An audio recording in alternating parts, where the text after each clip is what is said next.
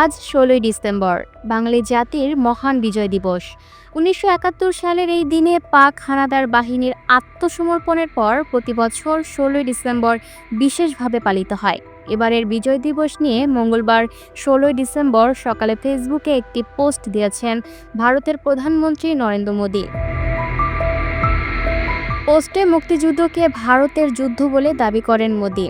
এমনকি পোস্টের কোথাও বাংলাদেশের নামই নেননি ভারতের প্রধানমন্ত্রী, বরং বলেছেন ভারতের ঐতিহাসিক বিজয়। মোদী লিখেছেন, বিজয় দিবসে আমরা সেই সাহসী সৈনিকদের স্মরণ করি যাদের সাহস এবং আত্মত্যাগের ফলে ১৯৭১ সালে ভারত ঐতিহাসিক বিজয় অর্জন করেছিল। তাদের দৃঢ় সংকল্প এবং নিঃস্বার্থ সেবা আমাদের জাতিকে রক্ষা করেছিল এবং আমাদের ইতিহাসে গর্বের মুহূর্ত স্থাপন করেছিল। তিনি আরও লেখেন, এই দিনটি তাদের বীরত্বের প্রতি শ্রদ্ধা এবং তাদের অতুলনীয় চেতনার স্মারক হিসেবে দাঁড়িয়ে আছে।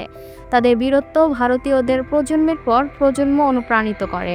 গত বছর এক পোস্টে মুক্তিযুদ্ধকে ভারতের যুদ্ধ বলে দাবি করেন মোদী। পোস্টে নরেন্দ্র মোদী বলেছিলেন, আজ বিজয় দিবসে আমরা ১৯৭১ সালে ভারতের ঐতিহাসিক বিজয়ের সাহসী সৈন্যদের সাহস ও আত্মত্যাগকে সম্মান জানাই। মোদী দাবি করেন, তাদের নিঃস্বার্থ উৎসর্গ এবং অটল সংকল্প আমাদের দেশকে রক্ষা করেছে এবং গৌরব এনে দিয়েছে।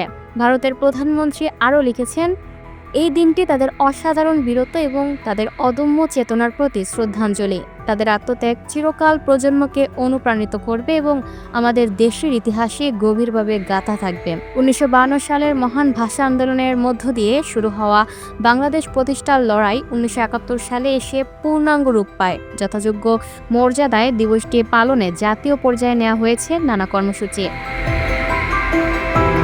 Lucky Akter, up to date news, Dhaka.